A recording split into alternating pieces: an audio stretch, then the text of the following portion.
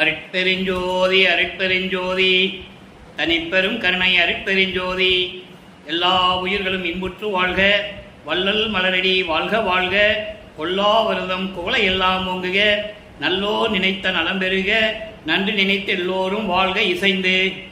உலக மக்களே, அறிவார்ந்த அன்பர்களே, ஆண்மநேய ஒருமைப்பாடுடைய அன்பர்களே, வல்லப்பமான நமக்கு அருளிய திருவுட்பாவிலிருந்து அருட்பெருஞ்சோதி ஆண்டவருடைய திருவிளையாடலை பார்த்து கொண்டிருக்கிறோம். அருட்பெருஞ்சோதி ஆண்டவர் இந்த பிரபஞ்சம் தோன்றிய காலத்திலிருந்தே ஆதியும் அனாதியுமாக தோன்றிய, சுயமாக தோன்றிய, ஆதியும் அந்தமில்லா அருட்பெருஞ்சோதி, சுயமாக தோன்றிய இறைவன்.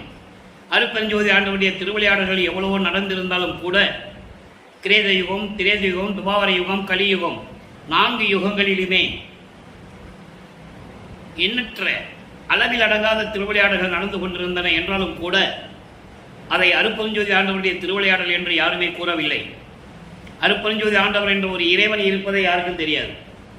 இந்த சமயங்களும் மதங்களும் மார்க்கங்களும் சூழ்ந்திருந்த காலகட்டங்களில் இந்த பிரபஞ்சம் தோன்றிய காலத்திலிருந்தே எல்லாம் தோன்றிடுச்சு.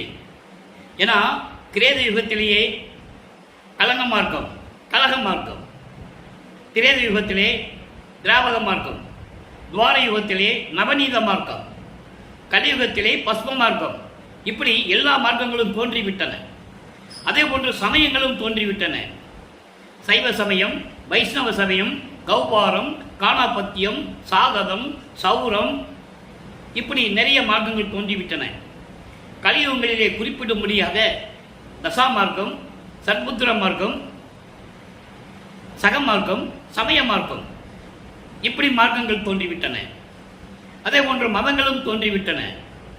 இந்த சமயங்களும் மதங்களும் மார்க்கங்களும் எல்லாம் சேர்ந்து கொண்டு அவருடைய தலைவர்களுக்கு ஏற்றபடி உருவங்களை அமைத்து, ஆலயங்களை அமைத்து, வழிபாட்டு முறைகளை அமைத்து மக்களை வழிபட செய்து விட்டார்கள். இவர்களுக்கெல்லாம் இந்த சமயங்களுக்கும் மதங்களுக்கும் மார்க்கங்களுக்கும் இதனை உண்டாக்கிய தலைவர்களுக்கும் ஆயுள் காலம் உண்டு. கிரேத யுகத்துக்கு 17,28,000 வருடங்கள்.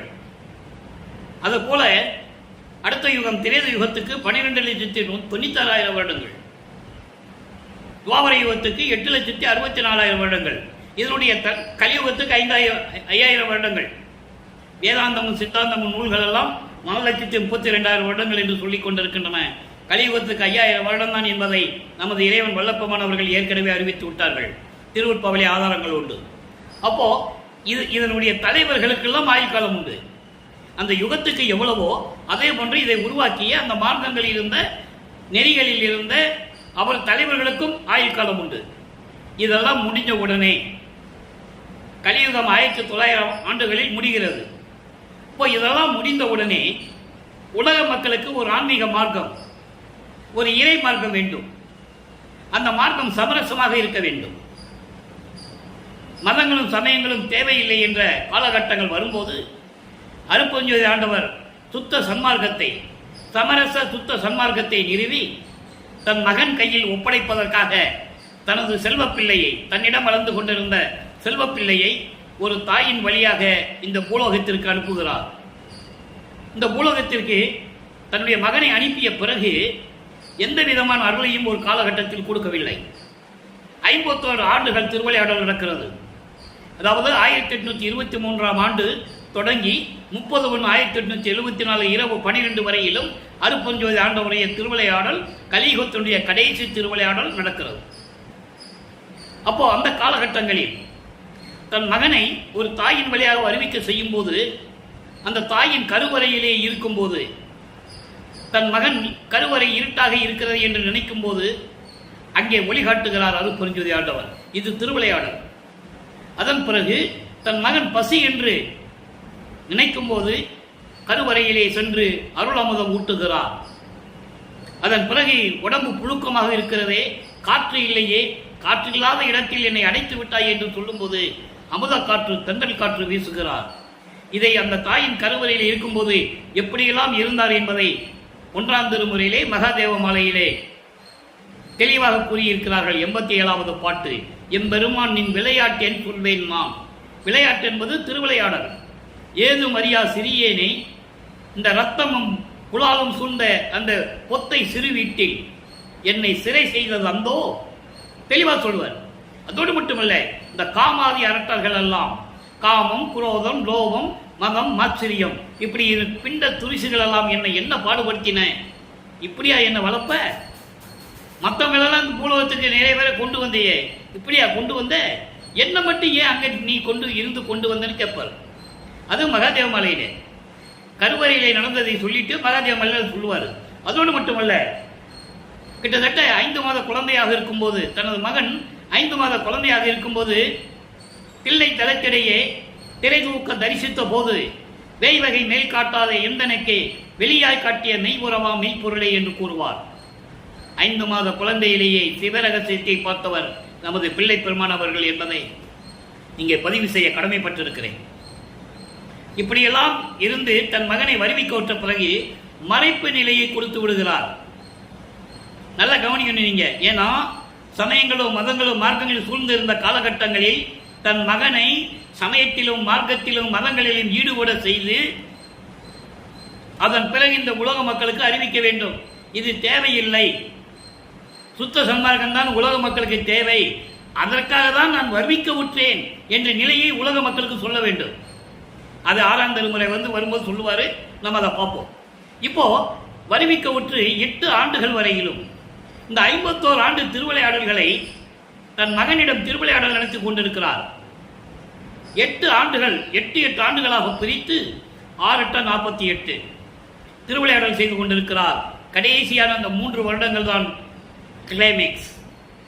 அற்பஞாண்டவர் தன் மகனோட 2 கலந்து இறைவனாகி 2 பேரும் கலந்து கொள்ளுகிறார்கள். பிரிந்த சக்தியோடு மீண்டும் சேர்ந்து கொள்ளுகிறார் 51 ஆண்டுகள் கழித்து அருட்பெருஞ்சோதி ஆண்டவர் என்பதை இங்கே நான் பதிவு செய்ய கடமைப்பட்டிருக்கிறேன். அப்போ அந்த 8 ஆண்டுகள் வரைக்கும் ஒண்ணுமே நடக்கல. வருவிக்க விட்டு 8 ஆண்டுகள் வரையிலும் ஒண்ணுமே நடக்கல. 9வது ஆண்டில் தன் மகனை ஆட்கொள்ளுகிறார். ஆண்டாறு 3 ஆண்டிலே ஆட்கொண்ட அருள்கடலே என்று கூறுவார். 6ஓடு 3வது ஆண்டிலே முன்னம் என்னை ஆட்கொண்ட இறைவனை கருணை செய்தாய் என்று கூறுவார். இப்படியெல்லாம் இறைவன் அருட்பெருஞ்சாண்டவர் தன் மகனை ஆட்கொண்டு 9வது வயதிலே அவன் முன் எழுந்தருளி, மகன் முன் எழுந்தருளி, மகனே, நீ என்னால் வருவிக்க விட்டவன் என்ற நிலை மட்டும் உனக்கு தெரிவித்து விட்டேன். முன்பருவம் பின்பருவம் காட்டி உனக்கு அருள் செய்வேன், அதுவரையிலும் பூலோகத்தில் இருப்பாயாக என்று சொல்லி மறைந்து விடுகிறார். பாட்டிலே உண்டு, ஆதாரங்கள் உண்டு, யாரும் மறுக்க முடியாது. அந்த நிலையில் இருக்கும்போது 9வது ஆண்டில் நமது பிள்ளை பெருமானவர்கள் இருக்கும்போது இறைவனால் வருவிக்க விட்டவன் என்ற நிலை தெரிந்து விட்டது. ஞானம் கிடைத்து விட்டது. பாடல் பாடக்கூடிய ஞானம், பிரபஞ்சத்தில் சில திருவிளையாடல்கள், இறைவன் நடத்திய திருவிளையாடல்களை அறிந்து கொண்ட ஞானம், மெஞ்ஞானம் கிடைக்கவில்லை. அன்பர்களை நல்லா கவனிக்கணும். ஞானம் பெற்றவர்கள் தான் இந்த பிரபஞ்சத்தில் தோன்றியவர்கள்.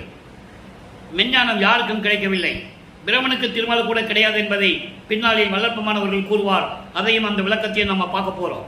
அதனால தினமும் இந்த பதியத்தை பார்க்கணும். பார்த்தாதான் உங்களுக்கு புரியும். எத்தனையோ திருவிளையாடல்கள் புராணங்கள்ல பண்ணதெல்லாம் நீங்க கேட்டிருப்பீங்க.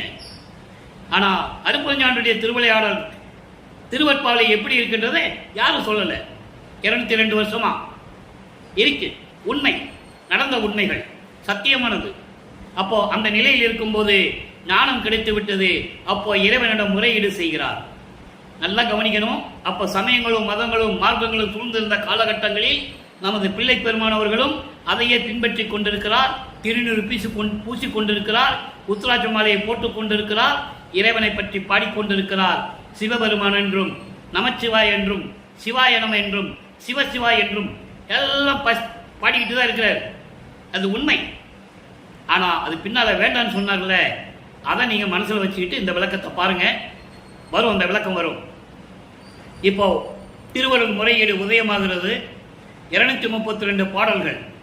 ஒவ்வொரு பாடலிலும் இறைவன் தன்னுடைய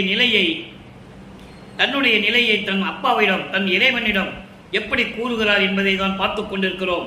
அந்த வகையில் இன்று நாம் பார்க்க வேண்டிய பாடல் 86வது பாடல். பணம் போய் வருவது போல. பாடலை நல்லா கவனிங்க.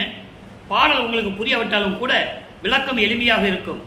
ஏன் கதை மாதிரி சொல்லாம ஒரு பாடலை சொல்லி விளக்கம் சொல்றேன்னு நீங்க புரிஞ்சுக்கணும். ஏன்னா எல்லாமே உண்மை என்றது நீங்க தெரியணும், உலக மக்களுக்கு தெரியப்படுத்தணும். அதனால்தான் திருவருட்பாவை நமக்கு அருளினார்கள் என்பதை நீங்கள் புரிந்து கொள்ள வேண்டும். மனம் போய் வருவது போல வன் செல்வர் மனையிடத்தே தினம் போய் வரும் இச்சிறியே சிறுமை செயலது போய் சினம் போய் கொடும்பகை காமமும் போய் நின் திறம் நிகழ்த்தா இன்பம் போய் கொடிய மனம் போய் இருப்பது என்று என் அரசே. இது பாடல். என்ன சொல்றாருன்னா, ஒரு அடர்ந்த காட்டுக்குள்ள திக்கு தெரியாத காட்டில், ஒரு அடர்ந்த காடு திக்கு தெரியாத காட்டில் திசையே தெரியல, அந்த காட்டுக்குள்ள போயிட்டு வருவது போல நீ என்னை வருவிக்க உற்று இந்த உலகியலிலே இந்த பூலோகத்திலே நான் வந்த பிறகு என்ன செய்யறதுன்னே தெரியல. ஒரு தாயின் கருவறையிலே இருக்கும்போது, அந்த அடர்ந்த இருட்டிலே இருக்கும்போது நான் யார் என்று தெரியவில்லை, எங்க போறதுன்னு தெரியல. அப்பையெல்லாம் என்னை வந்து பார்த்த நீ இப்போ வருவிக்க விட்ட பிறகு நீ வருவிக்க விட்டவன் என்று அறிவித்து விட்டு சென்று விட்டாய். நான் திக்கு தெரியாத காட்டில் இருப்பது போல், அடர்ந்த காட்டுக்குள் சென்று வந்தது போல். நல்லா புரிஞ்சுக்கணும், இந்த வரி அற்புதமான வரி. இறைவனை உணர்ந்தாதான் இந்த வரிக்கு அர்த்தம் சொல்ல முடியும். அப்படி அடர்ந்த காட்டுக்குள் சென்று வருவது போல என் மனம் அப்படி இருக்கிறது. எப்படி?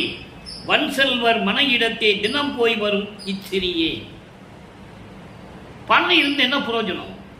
செல்வங்கள் இருந்து என்ன பிரயோஜனம்?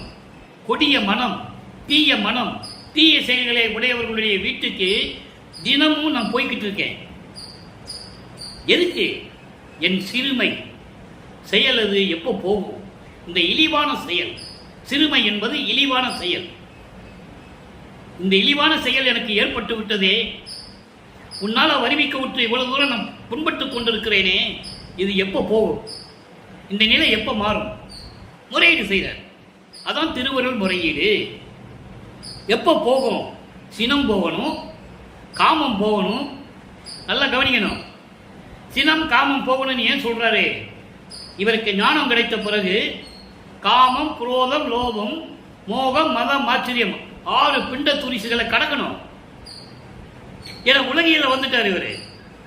உலகியல்ல ஒரு மனித பிறவி எடுத்துட்டாருன்னு சொல்றதை விட அருப்பஞ்சாண்டவர் கொண்டு வந்து விட்டுட்டாரு மகனை இந்த நிலையில.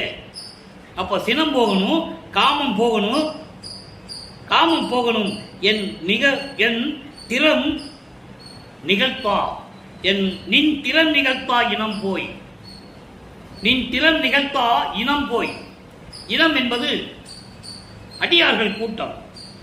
உன்னுடைய அருள்தன்மையை புகழாமல், போற்றி வணங்காமல் அந்த கூட்டத்தில் இருக்கிறாங்களே, கூட்டம் இருக்குது ஒரு கூட்டம், அதுல போய் நான் சேரக்கூடாது. எப்படி சொல்றாரு பாருங்க, நின் திறம் நிகழ்த்தா இனம் போய். அப்படிப்பட்ட அடியார் கூட்டத்தில் நான் சேரக்கூடாது. அந்த மனநிலையை நீ கொடுக்க கூடாது. உன்னை வணங்க வேண்டும், போற்றி வணங்காத இந்த அடியார் கூட்டத்தில் போய் என்னை சேர்க்கக்கூடாது. கொடிய மனம் போய். இப்படி கொடிய மனம் ஒரு நிலையில் இல்லை. மனம் அலை பாய்கிறது. மனம் அலை பாய்கிறது என்றே ஒரு பதிகத்திலே 10 பாடல் இருக்கிறது. அது ஒவ்வொரு பாடலுக்கு வரும்போது அந்த பாடல் விளக்கம் வரும் உங்களுக்கு. அப்போ இந்த கொடிய மனம் போய் இருப்பது என்று என் அரசே. இதெல்லாம் விட்டு ஒளியிறது எப்போ என் அரசே, என் இறைவனே என்று சொல்லுகிறார். அதாவது திக்கு தெரியாத காட்டில் தெரிந்தது போல அடர்ந்த காட்டுக்குள்ளிருந்து வெளியே வந்த பிறகு எப்படி எதுக்கு சொல்றாரு? உன்னாலே வருவிக்க விட்ட பிறகு ஒரு தாயின் கருவறையிலே அடர்ந்த இடத்திலே இருட்டு இடத்திலே இருந்து என்னை வருவிக்க செய்தாய். நான் வந்துட்டேன். இப்ப நான் வந்துட்டேன்ல, வந்த பிறகு நீ என்ன செஞ்சிருக்கணும்? என்னை ஆட்கொண்டிருக்கணும், எனக்கு அருளை கொடுத்திருக்கணும். அதுவும் கொடுக்கல. நீ வெளியே சொல்லவும் கூடாதுன்ட்ட. நான் சொல்லவும் முடியல. இறைவன் மகன் நீ சொல்லவும் முடியல, சொல்லக்கூடாதுன்னு சத்தியம் வேற வாங்கிட்டேன். அப்போ இந்த நிலையில் இருக்கும்போது நான் என்ன செய்யறது? தினமும் என்ன பண்றேன்? கொடியவர்களின் வீட்டுக்கு போயிட்டு வந்துகிட்டு இருந்துகிட்டு இருக்கேன். சிறுமை எப்போ போகும்? இந்த இழிவு நிலை எப்போ போகும்? எனக்கு வருவிக்கப்பட்ட பிறகு ஒரு ஏற்பட்ட ஒரு சொந்தம் இருக்குதே, அந்த சொந்த உறவினர்கள் என்னை எப்படியெல்லாம் ஏளனமாக பேசுகிறார்கள். அந்த மனநிலையை சொல்றாரு. நல்லா கவனிக்கணும். வருவிக்க விட்டதனால், ஒரு தாயின் வருவிக்க விட்டதால் ஏற்பட்ட சொந்தம் இருக்கே, அந்த சொந்தங்கள் என்னை எப்படி ஏளனப்படுத்துகிறது? அதை மறைமுகமா சொல்றாரு. இந்த சிறுமை இந்த இழிவு எப்போ எனக்கு போகும்? நியாயம் தானே? அவர் கேட்கறது நியாயம் தானே? எப்போ போகும்?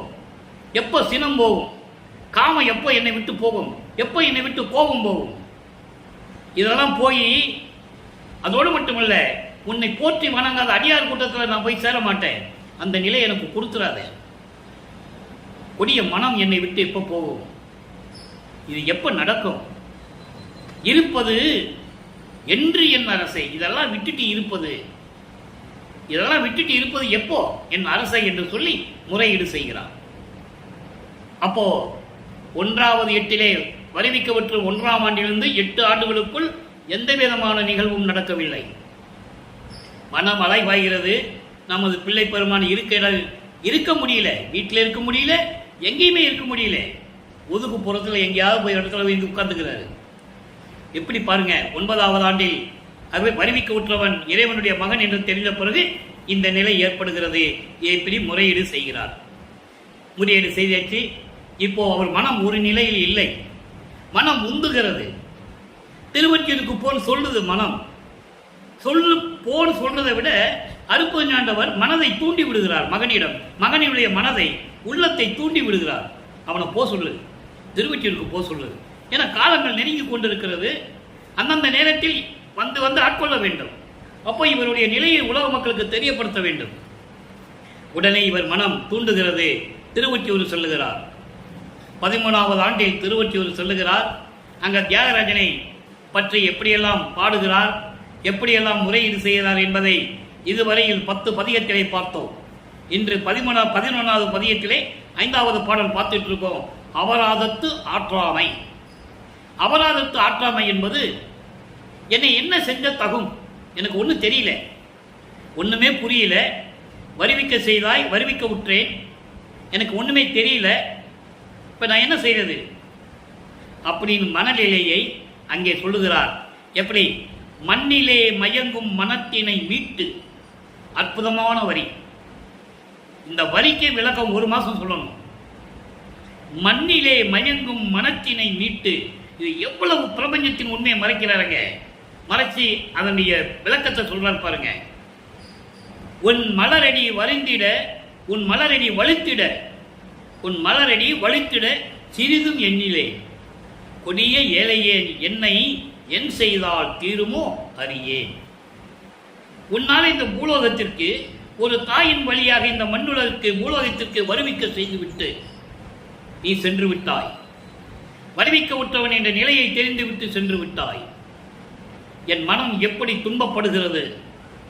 உலகியலிலே சிக்கிக்கொண்டு இந்த மயங்கும் மனதை என்ன செய்வது?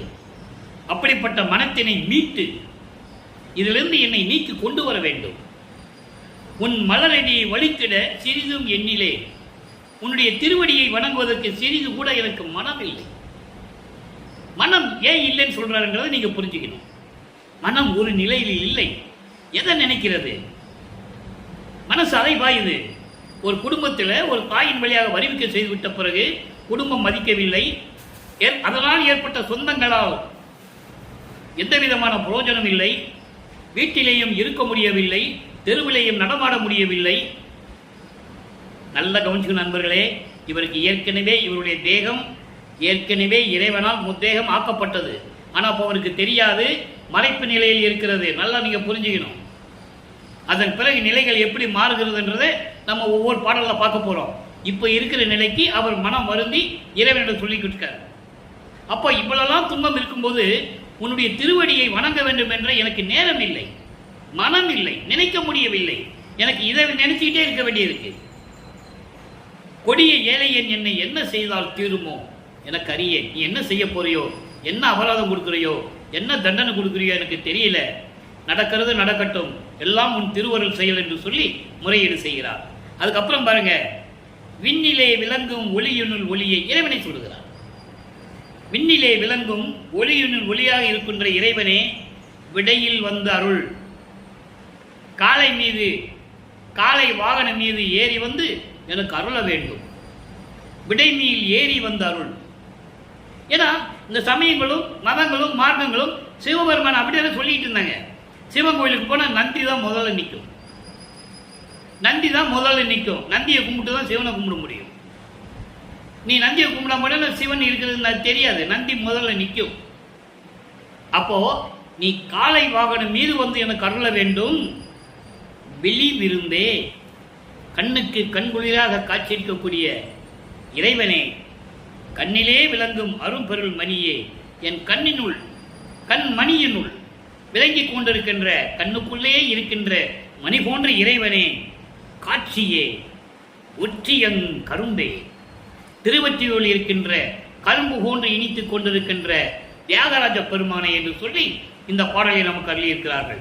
இதுதான் அபராதத்து ஆற்றாமை. இவரால் சகித்துக் கொள்ள முடியல. ஆற்றாமை என்பது சகித்துக் கொள்ள முடியவில்லை, வெளியே சொல்லவும் முடியாது. இறைவனால் வருவிக்க விட்ட மகன் நான் என்று வெளியே சொல்ல முடியாது. இறைவன் வந்து அருளையும் கொடுக்கல. சமயங்களிலும் மதங்களிலும் மார்க்கங்களில் இருந்து கொண்டிருக்கிறார்.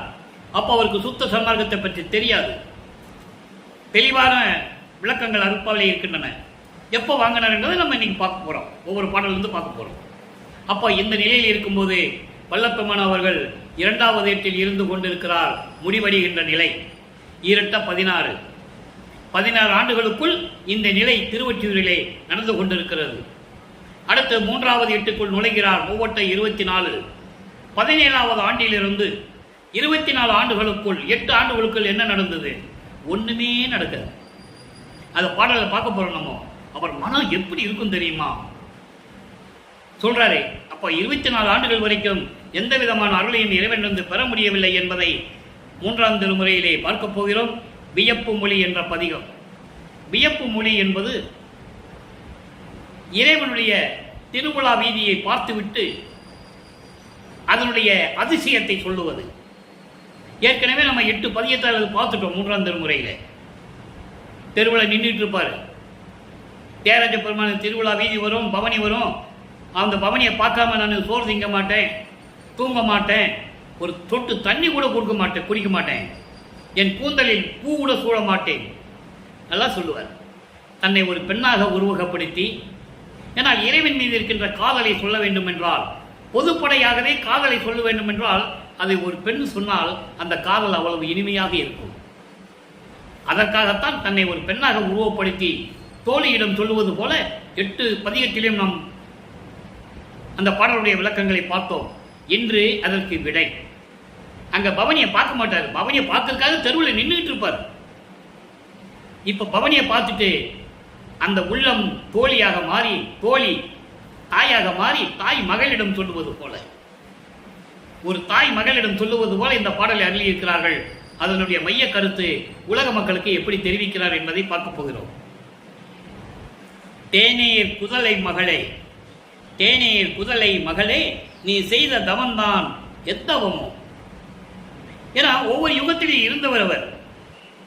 உள்ளம் சொல்லுது, நீ சென்ற யுகங்களில் என்ன தவம் செய்தது தெரியலை மகளே, என்ன தவம் செய்தாதையோ தெரியவில்லை. மானேர் கரத்தார், ஒரு மானை கையில் ஏந்தி கொண்டிருப்பவர் மழ விடைமேல் வருவார். மழ விடைமேல் வருவது மலம். மழம் என்பது அந்த லா இல்லை, இது மழம் வாழைப்பழத்தில் வருகின்ற லா. மழ விடை என்பது இளம் கன்று, இளம் காளை. இளம் காளை வாகன மேல் வருகின்ற இறைவன் மறுவார் கொன்றையினார், நறுமணம் வீசக்கூடிய கொன்றை மலர்களை தொடுத்து மாலையாக மார்பிலே போட்டுக்கொண்ட இந்த இறைவன். இறைவனை சொல்றார். இப்படிப்பட்ட இறைவன் என்று சொல்லுகிறார், உருவப்படுத்துகிறார். உருவப்படுத்தி தான் ஆகணும். ஏன்னா இந்த பிரபஞ்சம் தோன்றிய காலத்திலிருந்தே சிவபெருமானை இப்படிதான் சொன்னாங்க. யாரு? சைவ சமயத்தை சேர்ந்தவங்க.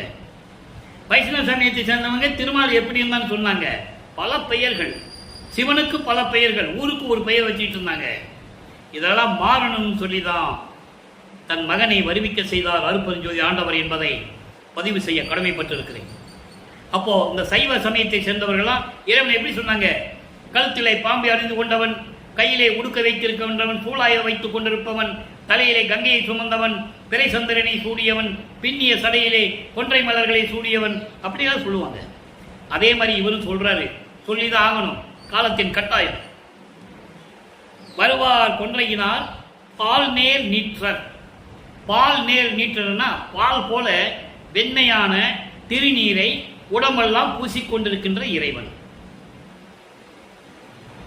பசுபதியார். இறைவனுக்கு பசுபதி என்று ஒரு பேர் உண்டு. பசுபதிக்கு ஏற்கனவே நான் விளக்கம் கொடுத்திருக்கிறேன். பசு பதியோடு சேர்ந்ததனால், பதி என்பது இறைவன், பசு என்பது உயிர்நிலையான ஆன்மா, மலம் சூழ்ந்த ஆன்மா. அப்போ தந்திரமாக பசு வந்து தந்திரமாக பதியோடு சேர்ந்துக்குது. பதியும் பசுவை ஏற்றுக்கொள்ளுகிறார். காரணம், அந்த உயிர்நிலையில் இருக்கின்ற ஆன்மாவில் இருக்கின்ற மலங்களை நீக்க வேண்டும். அதுக்காக பதி பசுவை ஏற்றுக்கொள்ளுகிறார். அதனால் அவருக்கு பசுபதி என்ற பெயர் உண்டு. அகவலிலே தெளிவாக கூறுவார். அவன் அவள் அது என்று கூறுவார். திவழ்வுற்ற அந்த பசுநிலை மீது நான் சேர்ந்ததோர், அவளோடு சேர்ந்ததோர் சுகமே என்று சொல்லுவார். இது நிறைய பேருக்கு அர்த்தமே தெரியாது. என்ன இவர் அகவல்ல ஒரு பெண்ணோடு சேர்ந்தது சொல்றாருன்னு நினைக்கலாம். அது இல்லை. அவள் என்பது பசு, பசு என்பது ஆன்மா நிலை, உயிர்நிலை, மலங்கள் சூழ்ந்த ஆன்மா. அதனால்தான் சொல்லுவார். அப்போ அப்படிப்பட்டதுதான் பசுபதியின் பேர் வந்தது. பல் சடைமேல் கோனேர் பிறையார். பல் சடைமேல் என்பது பின்னிய சடைமேல் அழகான பிறை சந்திரனை சூடியவர். அழகான பிறை சந்திரனை சூடியவர். அவர் தம்மை கூடி உடலம் குளிர்ந்தனையே. அப்போ நீ போய் மகளே, நீ போய் அவருடைய பவனியை பார்த்துட்டு உனது உள்ளமும் உடம்பும் குளிர்ந்தனையே, சந்தோஷமா இருக்கிறே என்று சொல்லி தாய் சொல்லுவது, மகளிடம் சொல்லுவது போல உள்ளம் அவரிடம் சொல்லுகிறது. அவர் உலக மக்களுக்கு சொல்லுகிறார், உலக மக்களே, இத்தனை ஆண்டுகள் வரையில் நான் காத்திருந்து இறைவனுடைய நிலையை எதுவுமே அடைய முடியவில்லை. ஆனால் திருவொற்றியூரிலே எனது இறைவன் பவனி வரும்போது எப்படிப்பட்ட இறைவன் சொல்றாரு. கொன்றை மலர் சூடிய இறைவன், பிறை சந்திரனை சூடிய இறைவன், அதெல்லாம் சொல்லுவார். இப்படிப்பட்ட இறைவன் பவனி வருவதை பார்த்து எனது உடம்பும் உள்ளமும் குளிர்ந்தேன். ஆக பவனியை பார்த்தது சொல்றார். சரியா? இப்போ எல்லாம் முடிந்தது. இப்போ 4ஆம் திருமுறைக்கு போறோம். 4ஆம் திருமுறைக்கு போகும்போது வல்லப்பமானவர்கள் 4×32 வருவிக்க உற்று 32 ஆண்டுகளுக்குள் இருக்கிறார். வல்லப்பமானுக்கு வயது இல்லை. தயவு செய்து கூறுகிறேன், வல்லப்பமானை பற்றி யாரு பேசினாலும் சரி வயதை குறிப்பிட்டு பேசக்கூடாது என்பதை தாழ்மையுடன் கேட்டுக்கொள்கிறேன். அவர் ஒவ்வொரு யுகத்திலையும் இருந்தவர், இறைவனுடைய பிள்ளையாக இருந்தவர், செல்வ பிள்ளையாக இருந்தவர். அதனால் அவரை பற்றி கூறும்போது வருவிக்க உற்ற ஆண்டிலிருந்து என்று கூறுங்கள். வருவிக்க உற்ற ஆண்டிலிருந்து 32 ஆண்டுகள் வரையிலும் வல்லப்பமானவர்கள் எந்த விதமான அருளையும் பெறவில்லை என்பதை இப்போ ஒரு திருவிளையாடல் நடக்கிறது. 24 ஆண்டுகள் வரைக்கும் எதுவுமே நடக்கல. இப்ப 25வது ஆண்டு தொடங்கி 32 ஆண்டுகளுக்குள், அந்த 8 ஆண்டுகளுக்குள் என்ன நடந்தது? 27வது ஆண்டில் வருவிக்க உற்று 27வது ஆண்டில் சின்ன அம்மையாருக்கு தாலி கட்டி மோட்ச வீட்டை காட்டி விமோசனத்தை கொடுத்தது. அப்போ அந்த திருமணத்தின் போது பிரம்மன், திருமால், ருத்திரலாம் வந்திருந்தார்கள். வாழ்த்துகிறார்கள், எனது தாயும் தந்தையும் வரவில்லை என்று கூறுவார். பாடலிலே உண்டு, அதை நம்ம பார்க்க போகிறோம். இந்த விளக்கத்தை மட்டும் மனசுல வச்சுக்கங்க. ஏன்னா அந்த பாடலெல்லாம் விளக்கம் சொல்லும்போது நமக்கு நேரம் பத்தாது. இந்த விளக்கத்தை மனசுல வச்சுக்காங்க. திருவருட்பாவை இருக்கு. அப்போ 27வது ஆண்டில் அது ஒரு திருவிளையாடல். ஏனென்றால் அந்த அம்மையாருக்கு தாலி கட்டி, இவர்தான் தாலி கட்ட வேண்டும் என்பதற்காகத்தான் அந்த குடும்பத்திலே, அந்த சொந்தத்திலே தனக்கோடி அம்மையாரும் தனக்கு அக்கா மகளாகவும் அந்த பெண்ணிற்கு இவர் தாய்மாமனாகவும் அந்த உறவு முறையிலே வந்து கொண்டிருந்தார்கள். அதை நீங்க புரிஞ்சுக்கணும். தாய்மாமன் முறை யாருக்கு? தனக்கோடி அம்மையார் அவர்களுக்கு. அப்போ தாலி கட்டி முடிந்தவுடனே உலகப்பற்றை நீக்க வேண்டும், சொந்த பந்தங்களை நீக்க வேண்டும், உலக விடயங்களை நீக்க வேண்டும், மண்ணாசை, பெண்ணாசை, பொன்னாசை என்ற நிலைகளை எல்லாம் நீக்க வேண்டும், சமயங்களையும் மதங்களையும் மார்க்கங்களையும் விட்டு ஒழிக்க வேண்டும். இந்த நிலை தொடர்ந்து கொண்டிருக்கிறது. அப்போ இறைவன் இதுவரைக்கும் இறைவனை பார்க்க முடியவில்லை என்ற ஆதங்கத்தில் நமது பிள்ளை பெருமானவர்கள், வல்லப்பமானவர்கள் வீட்டை பூட்டி தாழ்பா போட்டுறாரு. அவன் வரட்டும், நம்ம இனிமே போகக்கூடாது, என் அப்பா வரட்டும், நான் இனிமே போறதில்லை, எங்கேயுமே போறதில்லை. சபதம் எடுத்துக்கொண்டு உறுதியோடு அறையிலே அமர்ந்து கொண்டார். இது அருட்பெருஞ்சாண்டவருக்கு தெரிஞ்சிருச்சு. நல்லா கவனிக்கணும். இப்பதான் அருட்பெருஞ்சாண்டவர் என்ற நிலை அவருக்கு தெரியும், சுத்த சன்மார்க்கம் இருப்பது தெரியும். அதெல்லாம் இப்போ சொல்லுவார். அதை நம்ம பார்க்க போறோம். இப்போ காலங்கள் நெருங்கி கொண்டிருக்கிறது. 32 ஆண்டுகள் முடிய போகிறது. அடுத்த 5வது எட்டுக்கு போகணும். 5×8 40. 33வது ஆண்டிலிருந்து 40 ஆண்டுக்குள்ள தன் மகனை கொண்டு விண்வெளிக்கு, சிவஞான வெளிக்கு கூட்டு போகணும், விண்ணுலகத்துக்கு கூட்டு போகணும், அந்த சுத்த சன்மார்க்கத்தை தரணும், சாகா கல்வி அங்கே சொல்லிக் கொடுக்கணும், எல்லா வேலையும் இருக்கு. அது பாட்டில் வருது, எங்கே போய் வாங்கினேன் அதெல்லாம் சொல்லுவார். நம்ம பார்க்க போகிறோம். நீ இதை மட்டும் மனசு, இந்த கருத்தை, இந்த விளக்கத்தை மட்டும் மனசில் வச்சுக்கங்க. ஏன்னா 202 வருஷங்களா வல்லப்பமான வருவிக்க விட்டு 202 ஆண்டுகளாக இந்த நிலையை உலக மக்களிடையே யாருமே சொல்லவில்லை. அந்த தகுதியை, அந்த பெருமையை எனது தந்தை வல்லப்பமான் எனக்கு அருளியிருக்கிறார்கள். அதை நான் கூறிக்கொண்டிருக்கிறேன். வள்ளலார் ஊழியனாக இருந்து கொண்டு அந்த சேவையை செய்து கொண்டிருக்கிறேன் என்பதை சொல்லுவதில் பெரும் மகிழ்ச்சி அடைகிறேன்.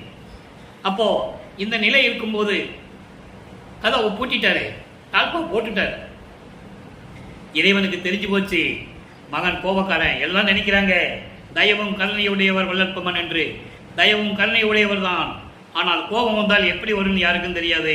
இவருக்கு கோபம் வந்தால் எப்படி வரும்ன்றதை நம்ம பாட்டில் பார்க்க போகிறோம்.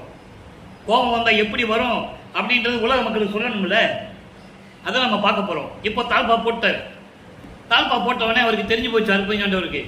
ஆஹா, இனிமே இவன்கிட்ட நம்ம பாச்சா பழிக்காது அப்படின்னு சொல்லி அவர் நினைச்சாருன்னா நேர கதவு வீட்டுக்கு முன்னாலே வந்து நிற்கலாம்ல. இறைவன் இப்படி நினைச்சாருன்னா நேர கதவு முன்னால் வந்து நிற்க போறாரு. ஆனால் தெருவழியா நடந்து வருவது போல திருவிளையாடல் காட்டுகிறார். ஏன்னா மகனை சாந்தப்படுத்தணும், அவன் சமாதானம் அடையணும். அதுக்காக மண்ணிலே நடந்து வந்து என் கால் பாரு எப்படியெல்லாம் செவந்து இருக்குன்னு மகன்கிட்ட காட்டணும். உன்னை தேடி தேடி அலைஞ்சி, தெருவில் அலைஞ்சி, இருட்டில் நான் வந்தேன், கல் குத்துது, முள்ளு குத்துது, என் கால் எப்படி செவப்பா இருப்பாரு, புண்ணாயிடுச்சு பாரு அப்படின்னு மகனுக்கு காட்டணும். மகன் அதை பார்க்கணும். அதனால அவன் சாந்தம் அடையணும். எப்படி திருவிளையாடல் பாருங்க. உடனே வரார், அதை சொல்றாரு பாட்டில். நல்லா கவனிங்க. அருட்பிரகாச மாலை 11வது பாடல், இன்னைக்கு 4ஆம் திருமுறை. அன்பர் மனக்கோயிலே அமர்ந்து அருளி விளங்கும் அரும் பொருளாம் உனது மலரடி வருந்த நடந்து.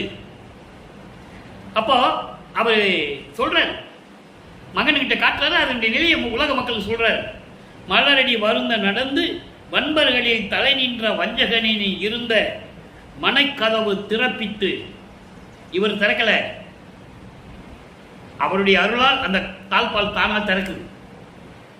திறப்பித்து மகிழ்ந்து என்னை அங்கு அழைத்து. இது வீட்டுக்குள்ளேயும் போகல. வீட்டுக்குள்ள போனால் திருப்பி மகன் கதவை சாத்திட்டானா திருப்பி வர முடியாது, வெளியே வர முடியாது. அதனால அங்கே நிற்கிறாரு. அங்கு அழைத்து துன்பமெல்லாம் நீங்குக, துன்பமெல்லாம் நீங்குக, இங்கு இதனை வாங்குக. நீ கொழும்பன் என்ற என்னுடைய துரையே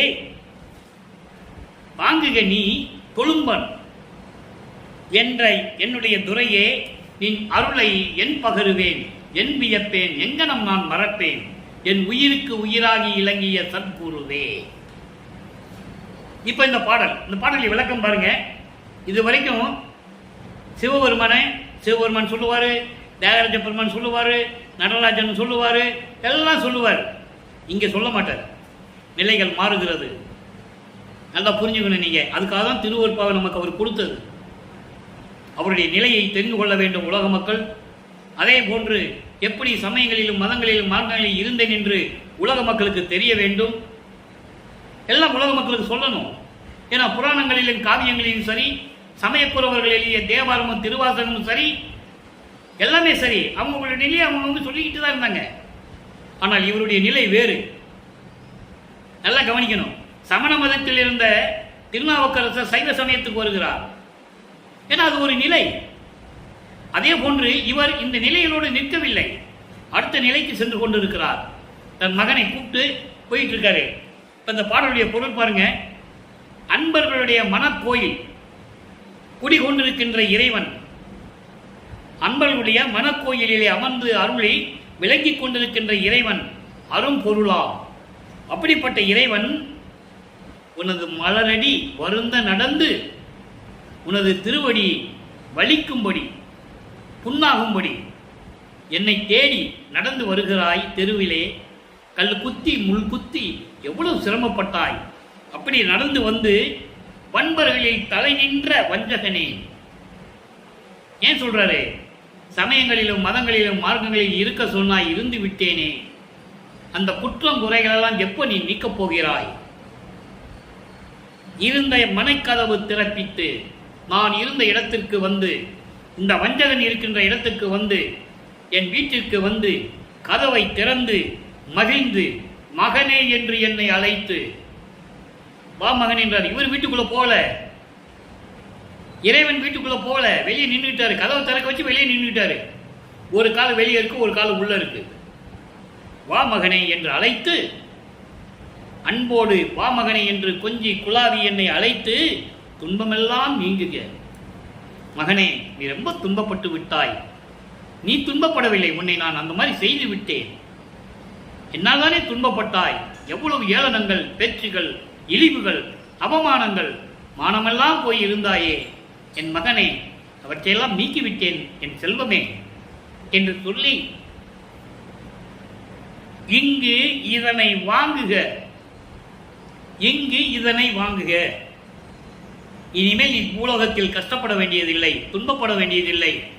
இப்போ இந்த பூலோகத்திலே இதை மட்டும் வாங்கிக்கோ. இது என்பது ஒரு அருள் கொடை. என்ன கொடைன்றதை நம்ம பின்னால பார்ப்போம். இப்போ அருள் கொடை கொடுக்கிறார், அதை மட்டும் தான் சொல்ல முடியும். எல்லாத்தையும் ஒட்டுமொத்தமாக சொல்லிட்டோம்னா அப்புறம் பின்னால் எதுவும் சொல்ல முடியாது விளக்கம். அருள் கொடையை கொடுக்கிறார். பூலோகத்திலே உன்னை நான் வருவிக்க செய்தேன். நிறைய துன்பங்களை அனுபவித்து விட்டாய் மகனே. துன்பங்கள், இடர்கள், பேச்சுகள், ஏளனங்கள் எல்லாமே உனக்கு நான் கொடுத்துட்டேன். கோச்சிக்காத, என் செல்ல பிள்ளைல நீ மகிழ்வோடு எங்கு இப்போ இப்போ இப்போ மட்டும் இதை வாங்கிக்கோ, அந்த அருள் கொடையை வாங்கிக்கோ நீ என்று சொல்லி, தொழும்பன் என்ற என்னுடைய துறையே, நீ யாரு? என்னுடைய மகன் மட்டுமல்ல, நீ என் தொண்டன்.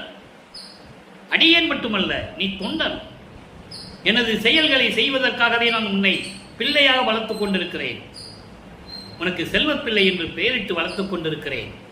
இந்த செல்வப்பிள்ளை பெயரிட்டதை ஒரு பாடலிலே சொல்லுவார். அந்த பாடலை நான் அடிக்கடி கூறுவதுண்டு. 6ஆம் திருமுறையில் இருக்கிறது. கொள்ளை என இன்பம் கொடுத்தாய், வெள்ளமுது அளித்தாய், எற்கு எனது செல்வப்பிள்ளை எனக்கு பெயரிட்டாய், சன்மார்க்க சங்கத்தை வைத்தாய், எந்தாய் கருணை எது என்று சொல்லுவார். அப்படிப்பட்ட மகனப்பா நீ. எனக்கு மகன் மட்டுமல்ல, நீ என் தொண்டன். நான் சொல்லுகின்ற வேலையை செய்யக்கூடிய தொண்டன் நீ என்று என்னை சொன்னாயே எனது துரையே. என் அருளை நான் என்னவென்று சொல்லுவேன்? நான் எப்படி சொல்லுவேன்? உன்னை அருளை கண்டு எப்படி நான் புகழுவேன்? அதிசயமாக பார்த்து கொண்டிருக்கிறேன். நான் எப்படி இதையெல்லாம் மறப்பேன்? என் உயிருக்கு உயிராக இலங்கிய சத்குருவே.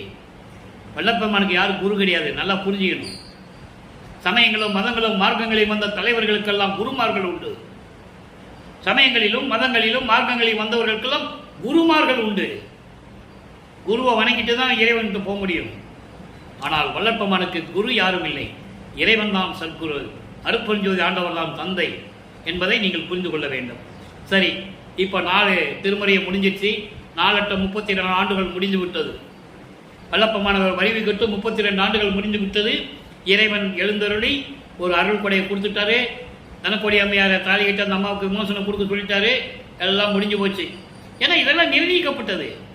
ஏற்கனவே இவர் வர்றதுக்கு முன்னாலேயே, இந்த பூலோகத்திற்கு வர்றதுக்கு முன்னாலேயே அங்கே ஒரு கூட்டம் போட்டு எல்லாம் அங்கே உரையாடல் நடந்து முடிவாய் தான் வராது. அது பாட்டில் இருக்கு, யாரும் மறுக்க முடியாது. எல்லா ஆதாரங்களும் உண்டு திருவருட்பாவிலே. அப்போ அந்த நிலையை முடிச்சுட்டு வரும்போது இந்த நிலை முடிந்து விட்டது. 32 ஆண்டுகள் முடிந்து விட்டது. சமயங்களையும் மதங்களையும் மார்க்கங்களையும் விட்டு விட்டார். திருநூறு பூசுவதை விட்டு விட்டார். உத்தரச்ச மாலையை தூக்கி எறிந்து விட்டார் வெளியே. இனிமேல் எனக்கு தேவையில்லை. ஏன்னா சுத்தசன்மார்க்கத்தை வாங்க போறாரு. கடுக்கணம் கழட்டியாச்சு. அருட்பெருஞ்சாண்டவர் திருட வேடத்தில் வந்து கடுக்கணம் கழட்டியாச்சு. உலகிலே சொல்லுவார்கள், திருடன் வந்து கலட்டாரு, இவர் படுத்திருந்தாரு, திரும்பி படுத்தாரு, அதையும் கழட்டிக்கிட்டாரு. அதெல்லாம் ரைட், ஓகே. அதை நம்ம அதுக்குள்ள அந்த விளக்கத்துக்குள்ள போக வேண்டாம். வந்து திருடனாக வந்து கடுக்கானை கழட்டியது அருட்பெருஞ்சோதி ஆண்டவர் என்பதை உறுதியாக நினைத்துக் கொள்ளுங்கள். அடுத்து 6ஆம் திருமுறை. இப்போ சுத்த சன்மார்க்கத்தை வாங்குறதுக்கே அங்கே சிவஞான வழிக்கு போயிட்டாரு. சுத்த சன்மார்க்கத்தை வாங்கிட்டாரு. வாங்கின பிறகு அதனுடைய நிலைகள் எல்லாம் எப்படி இருக்கு? பூலோகத்தில் இருன்னு சொல்லிட்டு போனார்ல, அதுக்கப்புறம் சுத்த சன்மார்க்கத்தை வாங்கணும்ல, அங்கே போயிட்டாரு. அங்கே போயிட்டு வாங்கிட்டு திரும்பி பூலோகத்துக்கு வராரு. அப்போ இந்த இடைப்பட்ட காலத்தில் இங்கே இருக்கிறவங்க என்ன சொல்லுவாங்கன்னா, எங்கேயோ போயிட்டாருப்பா அவரு, எந்த ஊருக்கு போனான்னு தெரியல, எங்க ஊர் சுத்த போறாருன்னு தெரியல, அவர் நாட்டுக்கு வருவார், அவர்கிட்ட போவார். இந்த நிலையில அவங்களுக்கு தெரியும். திருவருட்பா படிச்சு இறைவனுடைய அருளை பெற்றாதான் இந்த விளக்கம் உங்களுக்கு கிடைச்சிருக்கும். யாரும் சொல்லலையே, கூட இருந்த மாணாக்கர்கள் சொல்லல, கூட இருந்தவங்க சொல்லலை, திருவருட்பா படித்தவங்க சொல்லலை, மேடை ஏறி சுத்த சன்மார்க்கம் பேசுகிறேன்னு சொல்லி பேசுகிறவங்களும் சொல்லலை. அவர் எங்கே போயிருப்பார், இங்கே இருக்க மாட்டார், எங்கே வருவார் போவார்னு சொன்னாங்க. ஆனால் அவர் அங்கே இருந்து கொண்டு தன் தந்தையிடம் சாகா கல்வியை கற்க வேண்டும். அந்த சாகா கல்வியை கற்கும்போது, அதை படிக்கும்போது, கற்றுக்கொள்ளும் போது திருமாலும் பிரம்மனும் வானவர்களாக இருந்து வாழ்த்தணும். எல்லாம் இங்கே நடக்கு, எல்லாம் பாட்டில் இருக்குது, திருவருட்பால் இருக்குது. வேண்டுமென்றோ கதை சொல்லவோ கற்பனையாக சொல்லவோ இது அல்ல. திருவருட்பாவில் இருக்கின்ற உண்மைகளை இந்த வள்ளலார் ஊழியன் உங்களுக்கு நான் கூறிக்கொண்டிருக்கிறேன். இப்போ பாருங்க, 6ஆம் திருமுறையில் திருவருள் பேரு சொல்லிட்டாரா? இப்போ திருவருள் பேரு, திருவருளுடைய அந்த பேரு, அந்த அதிசயம், அந்த வியப்பு எப்படி இருக்கும்? இன்னைக்கு 1வது பாடல், படிகள் எல்லாம் ஏற்றுவித்தீர் சொல்லிட்டாரா? படிகள் என்பது நிலைகள். எப்படி? சமயங்களையும் மதங்களையும் மார்க்கங்களையும் இருக்க சொன்னேன், வர சொன்னேன், வந்துட்டேன், அது ஒரு படி. அப்போ சரியை கிரிய யோகம் 12 நிலைகளையும் கடக்கணும், கடந்துட்டேன், அது ஒரு படி. இப்போ ஞான சரியை ஏற்றுவித்தீர், வந்துட்டேன், படிகள் எல்லாம் ஏற்றுவித்தீர். பரம நடம்புரியும் பதியை அடைவித்தீர். பரம நடம்புரியும் எது? வெட்டவெளி, சிவஞான வெளி, அதான் 16வது நிலை. பரவெளி, பரம்பரவெளி, பராபரவெளி, பெருவெளி, பெரு சுகவெளி, இப்படி வெளிகளை எல்லாம் கடந்து கடைசியில் முடிவடைகின்ற நிலை சிவஞான வெளி. அந்த வெளியிலே நடனமாடிக்கொண்டிருக்கின்ற இறைவனை பார்ப்பதற்காக நான் வந்துவிட்டேன், பதியை அடைவித்தேன். அந்த நிலை எனக்கு கொடுத்துட்டேன். கடவுள் நிலை அறிந்த அம்மையமாதல், ஏமசித்தியை கொடுத்தேன், சாகா கல்வியை கொடுத்தேன், தத்துவங்களை நிகழ் செய்தேன். இந்த படியெல்லாம் நான் கடந்து வந்துட்டேன். கடவுள் நிலை அறிந்த அம்மையமாகக்கூடிய நிலையை எனக்கு காட்டிட்டேன். அப்பதி நடுவே விளங்கும் கொடிகள் நிறைந்த மணிமாட கோயிலையும், எது? திருச்சிற்றம்பலம். கொடிகள் என்பது சுத்த சன்மார்க்க கொடிகள், அது குறிப்பிடுகிறார். கொடிகள் நிறைந்த அந்த திருச்சிற்றம்பலத்திலே இருக்கின்ற கோயிலையும் காட்டி கொடுத்தீர். அந்த கோயிலையும் காட்டிட்ட. அந்த கோயிலிலே கோபுர வாசலிலே நுழையும் போது தலைவாசலிலே செடிகள் இல்லா திருக்கதவும் திறப்பித்து, செடிகள் என்பது சமயங்களும் மதங்களும் மார்க்கங்களும் இல்லாத, எந்த தடைகளும் இல்லாத, எந்த குற்றங்களும் இல்லாத அந்த கோபுர வாசலிலேயே எனக்கு காட்டி திருக்கதவம் திறப்பித்து, திருச்சிற்றம்பலத்துக்கு போக வேண்டிய அந்த கதவை எல்லாம் திறப்பித்து காட்டி திரும்பவும் நீர் மூடிவிட்டீர். திரும்பவும் மூடிட்டேன். அப்ப என்னாச்சு? மூடிட்டேன்னா என்ன அர்த்தம்? திரும்பி பூலோகத்துக்கு போக சொல்லிட்டேன். எல்லாம் காட்டியாச்சு. காட்டிட்டு மகனே நீ பூலோகத்துக்கு வா, போ, இன்னும் நிறைய ஆண்டுகள் இருக்கு, நான் அங்கே வந்து உன்னை பார்க்குறேன், நீ போன்ட்ட போன்னு சொல்லியாச்சா? மூடுவித்தீர், போன்னு சொல்லியாச்சு. திறந்திடல் வேண்டும். இனி நீ வந்து பூலோகத்தில் வந்து நீ அகலை கொடுக்கணும். எப்படி? அடிகள் இது தருணம், இனி அரை கருணமும் தரியே, அம்பலத்தில் நடம்புரிவீர், அழித்து அருள்வீர் விரைந்தே. எல்லாத்தையும் காட்டிட்டு எல்லாத்தையும் கொடுத்துட்டு திருப்பி பூலோகத்துக்கு போக சொல்லிட்டேயே, எதுக்காக? அருப்பெருஞ்சோதி திரு அருள் செங்கோலேற்று வாங்கணும், இவரோட 2.5 கலந்து, மகனோட அருப்பஞ்சாண்டவர் 2.5 கலக்கணும். எங்கே? சித்தி வளாகத்தில், மேட்டுக்குப்பம் சித்தி வளாகத்தில் கலக்கணும். அதுக்காக பூலோகத்துக்கு போக சொல்லியாச்சு. இவரும் பூலோகத்துக்கு வந்துட்டார். அப்போ இந்த இடப்பட்ட இந்த ஆண்டுகளில் என்ன சொன்னாங்க? அவர் எங்கேயோ போயிட்டாருன்னு சொன்னாங்க. இதுதான் நடந்தது. இங்கே இவர் வந்துட்டாரு, பூலோகத்துக்கு வந்துட்டாரு. இப்போ நீ திருப்பி வந்து நீ அருளை கொடுக்கணும். இனிமேல் என்னாலலாம் ஒரு அரை பொழுது கூட சகித்து கொள்ள முடியாதுப்பா, போதுண்டா சாமி, உன்னால் பட்டது போதும், சீக்கிரம் வான்னு சொல்கிறார். அடுத்து திருமுன் விண்ணப்பம், அதுக்கு ஒரு விண்ணப்பம் வைக்கிறார். பதிகம் 33 திருமுன் விண்ணப்பம் 1வது பாடல். எப்படி? மாலை மா மணி பொது நடம்புரிகின்ற வள்ளலே. மாலை என்பது பொன், தங்கம். தங்கம் போன்று மின்னிக் கொண்டிருக்கின்ற திருச்சிற்றம்பலத்திலே நடம்புரிந்து கொண்டிருக்கின்ற எனது வள்ளலே, இறைவனே, அழிகின்ற வாழை, அழிகின்றனா கனிந்த வாழைப்பழம். கனிந்த வாழைப்பழம் எவ்வளவு சுவை இருக்குமோ அதுபோல சுத்த சன்மார்க்க அன்பர்களின் உள்ளத்தில் இருக்கின்ற இறைவனே, அதான் பத்தர் என்று சொல்லுகிறார். இங்கே சுத்த சன்மார்க்க சந்தவர்கள் உள்ளத்தில் தான் அவர் இருப்பாரு, தெளிவா சொல்றாரு. ஏன்னா அவன்தான் கொலையும் புலையும் விட்டு இருக்க முடியும், அவன்தான் உருவ வழிபாட்டை விட்டு இருக்க முடியும், அவன்தான் ஜீவகாரிய ஒழுக்கத்தில் இருக்க முடியும், உயிர் நேயத்தில் இருக்க முடியும். அப்படிப்பட்ட உள்ளவர்களின் உள்ளத்திலே இருக்கின்ற இறைவனே, திட்டித்துக் கொண்டு இருக்கின்ற இறைவனே, ஏழை நாயினேன் விண்ணப்பம் திரிசெவிக்கு ஏற்று. நான் சொல்ற விண்ணப்பம், பூலோகத்துக்கு போக சொன்னேன், வந்துட்டேன். பூலோகத்துக்கு போக சொன்னீங்களா, வந்துட்டேன். நான் சொல்றதை உன் செவிக்கு கேட்டு அருள் செய்ய வேண்டும். எப்படி? கோலை மானிட பிறப்பு இதில். இதான் கடைசி கட்டம். கோலை மானிட பிறப்பு இதில் உன் அருள் குரு உரு கொள்ளுமாறே. உன்னாலே வருவிக்க விட்டதனால் நான் மானிட பிறவி எடுத்திருக்கிறேன் என்று இந்த உலக மக்கள் நினைத்துக் கொண்டிருக்கிறார்கள். இந்த உலக மக்கள் அறிய, விண்ணுலகத்தில் இருக்கின்ற தேவர்கள் அறிய, இந்த மானிட பிறப்பை, இந்த மனித உடம்பை, இவருக்கு தெரியும் இந்த உடம்பு முத்தேகத்தை கொண்ட உடம்புன்னு தெரியும், முத்தேகத்தை பெற்றவர் தான். ஆனால் உலக மக்களுக்கு சொல்லணும், விளக்கம் சொல்லணும்ல, அதுக்காக சொல்றார். அதை நீங்க புரிஞ்சுக்கணும். அவர் ஏற்கனவே முத்தேகம் கொண்டவர், எல்லார்களையும் பெற்றவர். ஆனா இதை ஏன் வரியில சொல்றார் என்றதை நீங்க புரிஞ்சுக்கணும். உலக மக்கள் அப்படிதான் நினைச்சிட்டு இருக்கான். மருந்தூர்ல ராமையா பிள்ளைக்கும் சின்னியம்மையாருக்கும், ராமையா பிள்ளையினுடைய 6வது மனைவிக்கும் 5வது பிள்ளையாக பிறந்தாருன்னா இன்னைக்கு வரைக்கும் சொல்லி, இற்றைய பகல் வரை 12 ஆண்டு தொடங்கி இற்றைய பகல் வரை அதான் சொல்லிட்டு இருக்காங்க. இப்படிப்பட்டவர் தான் வள்ளலாறு அப்படின்னு சொல்லிட்டு இருக்காங்களே, அதை மாற்றணும். அப்ப என்ன பண்ணணும்? நான் ஏற்கனவே அந்த உடம்பு தான் அவருக்கு தெரியும். உலக மக்கள் அறிய, வானவர்கள் அறிய நீ உன்னுடைய தேகத்தை எனக்கு கொடுக்கணும். குரு உரு கொள்ளுமாறே. இறைவா, அருட்பெருஞ்சோதி ஆண்டவரே, என் தந்தையே, உன்னுடைய முத்தேகத்தை எனக்கு கொடுக்க வேண்டும் என்று விண்ணப்பம் வைக்கிறார். உலக மக்களுக்காக, உலக மக்கள் தெரிய வேண்டும் என்பதற்காக. இப்ப எல்லாம் முடிஞ்சிடுச்சு. இறைவன் வந்துட்டாரு. இறைவன் வரணும் இல்ல, பூலோகத்துக்கு வந்துட்டாரு. அதனுடைய இறை எளிமையை வியத்தல். எப்படி சொல்ற பாருங்க. படமாட்டேன் துயர் சிறிதும் படமாட்டேன், இனி நான் பயப்படவும் மாட்டேன். நும் பதத்துணையை பிடித்தேன், பிடிச்சிட்டேன். எதுக்கும் துன்பப்பட மாட்டேன், எந்த துயரத்தையும் படமாட்டேன், யாருக்கும் பயப்பட மாட்டேன். உன்னுடைய திருவடியை நான் பிடிச்சிட்டேன். விடமாட்டேன், ஏமாந்து விடமாட்டேன் கண்டி. இது வரைக்கும் நீ ஏமாத்திட்ட. 32 வருஷம் வருவிக்க விட்டு 32 ஆண்டுகள் எதுவுமே கொடுக்கல. திருப்பி அங்க வர சொன்னேன், திருச்செந்தூருக்கு வந்துட்டேன், எல்லாம் கொடுத்துட்டு திரும்பி பூலோகத்துக்கு போக சொல்லிட்டேன். எதுக்கு போக சொன்னேன்னு எனக்கு தெரியாது. இனிமே உன்னை விடமாட்டேன், ஏமாந்து விடமாட்டேன். ஏன் ஏமாந்து விடமாட்டேன்னு சொன்னாரு? எல்லாமே இந்த உலகத்தில் இருந்த ஞானிகள், ரிஷிகள், முனிவர்களை ஏமாந்துட்டாங்க. முத்தி தான் கடைசி நிலை அப்படின்னு ஏமாந்துட்டாங்க. நான் ஏமாற மாட்டேன் அப்பனே, நான் ஏமாற மாட்டேன், உன்னை ஏமாந்து விடமாட்டேன், பார்த்துக்கோ.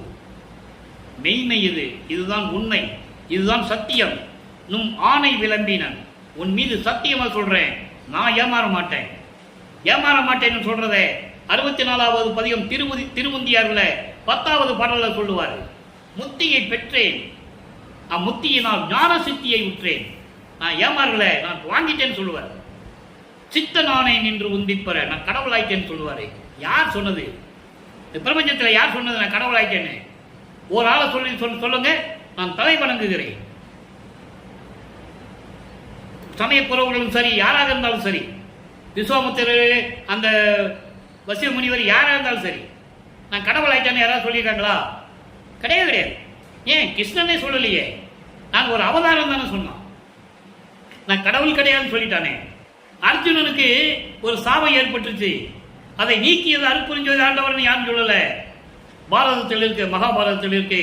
அதனுடைய விளக்கத்தை நாளைக்கு ஒரு பாடல்ல பார்க்க போறோம். விஜயனுக்கு அருள் செய்து ஆட்கொண்ட இறைவனை என்று சொல்லுவார் வல்லப்பெருமானவர்கள். அர்ஜுனனுக்கு சாபம் ஏற்பட்டுச்சு. யாரால? பாஞ்சாலியினால. அது என்ன சாபம், எப்படி நீங்கிச்சுன்னு நாளைக்கு பார்க்க போறோம். அப்போ இப்படிப்பட்ட இறைவன் விடமாட்டேன், கெடமாட்டேன், நும் ஆணை, கெடமாட்டேன், கெட்டு போக மாட்டேன், இனிமே பிறர் மொழிகள் கேட்டிடவோ மாட்டேன். இந்த பிரமன், திருமால், ருத்திரன், மாணவர்கள் இவர்களை சொல்றத நான் கேட்க மாட்டேன். அதான் சொல்லுவாரு, மறந்தும் என்ற நாவால் உரைக்க மாட்டேன் சிறு தெய்வ நாமங்களை. தெளிவா சொல்லுவார். மறந்து கூட சொல்ல மாட்டேன். பிரம்மா, கிருஷ்ணா, இந்திரா அப்படின்னு சொல்லி அவங்களெல்லாம் நான் கூப்பிட மாட்டேன். மறந்தும் உரைக்க மாட்டேன் சிறு தெய்வ நாமங்களை. தெளிவா சொல்லுவார். அப்படிப்பட்ட இறைநிலையில் இருக்கின்றவர் வல்லப்பெருமான் என்பதை இங்கே நான் பதிவு செய்ய கடமைப்பட்டிருக்கிறேன். கிளர் ஒளி அம்பலத்து ஆடல் வளர் ஒளினும் அல்லால். நீ யாரு? திருவிளையாடல் செஞ்சுக்கிட்டு இருக்க, திருச்சிற்றம்பல உட்கார்ந்துக்கிட்டு திருவிளையாடல் செஞ்சுக்கிட்டு இருக்க. நீ அல்லாமல் நான் நடமாட்டேன், உன்னை தவிர நான் வேறையும் சொல்ல மாட்டேன்னு சொல்ற. நடமாட்டேன், நடமாட்டேன்னு என்ன அர்த்தம்? மற்றவங்க பேரை நான் சொல்ல மாட்டேன். அதான் சொல்றாரு, மறந்தும் என்ற நாவால் உரைக்க மாட்டேன் சிறு தெய்வ நாமங்களை. தெளிவா சொல்லுவார். அப்படிப்பட்ட இறைவனே, என் உள்ளத்தே இருக்கின்ற இறைவன், என் உள்ளத்தில் வேற யாரையும் சொல்ல மாட்டேன். என் உள்ளத்தில் இருக்கின்ற இறைவனே, நான் சாக மாட்டேன். நான்லாம் அந்த நிலையை கடந்து வந்துட்டேன். நல்ல திருவருளாலே நான் தான் ஆனேனே. நான் தான் நீ ஆயிட்டனே, அப்படி எப்படி நான் சாக முடியும்? சாக மாட்டேன். அடுத்து உண்மை கூறல், 36வது பதிகம் உண்மை கூறல் 1வது பாடல். உண்மையை கூறார் உலக மக்களுக்கு. தனிப்பெரும் தலைவரே, தாயவரே, தாய் போன்ற உள்ளம் கொண்ட இறைவனே, என் தந்தையரே, பெரு தயவு உடையவரே, பணிப்பு அறுத்து சமயங்களிலும் மதங்களிலும் மார்க்கங்களில் என்னை வெளியே கொண்டு வந்து என்னை ஆண்ட பரம்பரரே. சொல்லிட்டாரா? பரம்பரரே, பரவணதேகமுடைய இறைவன். பரம்பரன் சொல்லுவது பரணதேகம் கொண்ட இறைவன். பரன் என்று சொல்லுவது சுத்த தேகம், பராபரன் என்று சொல்லுவது ஞானதேகம். அதை இங்க சொல்றாரு, பரம்பரரே எம் பார்வதிபுர ஞானப்பதி சிதம்பரரே. நான் ஏற்கனவே சொல்லியிருக்கிறேன், 4 ஆண்டுகளாக விளக்கம் கொடுத்திருக்கிறேன். சிதம்பரம் என்பது அருப்பெருஞ்சோதி. அருப்பெருஞ்சோதி பேர் தான் சிதம்பரம். அதனால்தான் சிதம்பர ராமலிங்கம் போட்டாரு. அப்பா பெயரை இன்சிலா போடுறாரு, சிதம்பர ராமலிங்கம். நீங்க நல்லா புரிஞ்சுக்கணும். அப்படிப்பட்ட அருப்பெருஞ்சோதி ஆண்டவரே, இனி சிறிய பொழுதும் தாழ்த்திடல் வேண்டாம். இனிமே தாமதம் செய்ய வேண்டாம், சீக்கிரம் வா. உன்னோட நீ என்ன கலக்கணும்ல, உலக மக்கள் அறிய வேண்டுமே. உமை இங்கு கண்டு அல்லால் இந்த பூலோகத்தில் உன்னை பார்க்காமல் மறுபடியும் அனிச்சய உலகினை பார்க்கவும் மாட்டேன். இந்த அழியக்கூடிய இந்த உலகத்தினை, நிலையில்லா அந்த உலகத்தை நான் பார்க்க மாட்டேன். சீக்கிரம் வான்னு சொல்றாரு. அருப்பெருஞ்சோதி ஆணை உன் மீதே, இது உன் மீது சத்தியம். அது பிறகுதான் பூலோகத்துக்கு வராரு, மகனோட 2 கலக்கிறாரு. எங்க? சித்தி உலகத்தில். அடுத்து பாருங்க, வரம்பில் வியப்பு. கடைசி விளக்கம் அன்பர்களே, பதிவு 38 வரம்பில் வியப்பு 1வது பாடல். பொன்புனை புயனும் அயனும் மற்றவரும் புகழரும் பெரிய ஓர் நிலையில். அதாவது புயன் என்பது இவன் திருமால், அயன் என்பவன் பிரம்மன். பிரம்மனும் திருமாலும் தேவர்களும் அறிய முடியாத நிலையில் இருக்கின்ற ஒரு பெரிய நிலையில் இருக்கின்ற அருப்பெருஞ்சோதி ஆண்டவரே, இன்புருவாகி அருளோடு விளங்கி இயற்றலே ஆதி 5 தன் பொது சமூகத்துக்கு 5 இயற்ற தனி அரசு இயற்றும் ஓர் தலைவன். சொல்லிட்டாரா? பிரம்மனும் திருமால் இவங்க 5 படைத்து 5 தொழில்களை அவங்ககிட்ட கொடுத்து அவங்களை அரசாட்சி செய்யும்படி சொன்ன தலைவனை இப்ப எல்லாத்தையும் புடுங்கியாச்சு, மகன்கிட்ட கொடுக்கணுமே. அவங்க காலங்கள் முடிஞ்சு புடுங்கியாச்சு, மகன்கிட்ட கொடுக்கணும். அப்படிப்பட்ட தலைவனே, அன்பனும் குடிசையினில் நுழைந்தனன், ஆனால் அவன் தன்னை மறுப்பவர் யாரே? இப்படி குடிசையில் நுழைஞ்சிட்டே உன்னை யார் மறுக்க முடியும்? அதை சொல்லுகிறார் ஒரு பாடலிலே. உள்ளம் புகுந்த திறமையத்தல் என்ற பதிகத்திலே சொல்லுகிறார். வானிருக்கும் பிரமரும் நாரணரும் பிறரும் மாதவம் பன்னாட் புரிந்து மணிமானம் அட நடுவே தேனிருக்கும் மலரின் மேல் உன் திருவடி சேர்த்து அருள்கென செப்பி வரிந்திடவும் நான் இருக்கும் குடிசையிலே வலிந்து நுழைந்து எனக்கே நல்ல திருளமதம் நல்கியதன்றியும் என் ஊனிருக்கும் குடிசையிலும் உவந்து நுழைந்து அடியேன் உள்ளம் என்னும் குடிசையில் நுழைந்தனையே. இப்படியெல்லாம் நீ அருளை கொடுத்தால் உன்னை தடுப்பவன் யார்? வானிலைக்கின்ற பிரம்மன் நாரணர் எல்லாம் என்ன பண்றாங்க? உன் திருவடியையாவது இங்க கொண்டு வந்து வைங்கன்னு சொல்லி ஒரு மலர்களால் சூழப்பட்ட அலங்கரிக்கப்பட்ட ஒரு இருக்கையை வைக்கிறாங்க. பளிங்கரையில வைக்கிறாங்க. உன் திருவடியை இங்கு வச்சு அருள்கை என்று சொல்லி. அப்படிப்பட்டு ஏங்கிக் கொண்டிருக்கின்றவர்கள் அனைவரும் ஏங்கிக் கொண்டிருக்க, அழுது புலம்பிக் கொண்டிருக்க, நான் இருக்கும் குடிசையினிலே வலிந்து நுழைந்து, அதான் திருவருட்பிரகாச மாலையில சொல்றாரு, நான் இருக்கும் இடத்தை தேடி வரான்னு சொல்றாருல, அதுக்கு விளக்கம் தான். வலிந்து நுழைந்து நல்ல திருளமுதம் அருளமுதம் கொடுத்தது மட்டுமல்லாமல் ஊன் இருக்கும் குடிசையிலும் உவந்து நுழைந்து என் உள்ளம் என்னும் குடிசையில் நுழைந்தனையே, உன்னை தடுப்பவர் யார் என்று கூறுகிறார். எனவே அன்பர்களே, இன்று பார்த்த இறைவனுடைய திருவிளையாடலில் உச்சகட்டம் இது. ஒவ்வொரு பாடலில் சொல்லப்பட்ட விளக்கங்கள் ஒரு பாடலில் இருக்கும். அது இறைவனுடைய தயவும் கருணை பெற்றால்தான் இந்த விளக்கத்தை கோர்வையாக சொல்ல முடியும் என்பதை கூறி உள்ளம் பூரிக்க மகிழ இன்றைய திருவிளையாடலை நாம் முடிக்கிறோம். மீண்டும் நாளையும் திருவிளையாடல் தொடரும். எனவே அன்பர்களே, நீங்களாம் சுத்த சன்மார்க்கத்தில் இணைந்து கொலையும் கொலையும் தவிர்த்து இறைவன் ஒருவன் என்ற நிலையில் இருந்து கொண்டு இறைவனை வணங்கி இறைவனுடைய அருளையும் செல்வங்களையும் பெற்றுக்கொண்டு இந்த பூலோகத்தில் நீங்கள் வாழ்வாங்கு வாழ வேண்டும் என்று வாழ்த்தி இந்த வள்ளலார் ஊழியன் விடைபெறுகிறேன். மீண்டும் நாளை சந்திப்போம். நன்றி, வணக்கம். அருட்பெருஞ்சோதி அருட்பெருஞ்சோதி, தனிப்பெருங்கருணை அருட்பெருஞ்சோதி. மீண்டும் நாளை இறைவனுடைய திருவிளையாடல் தொடங்குகிறது.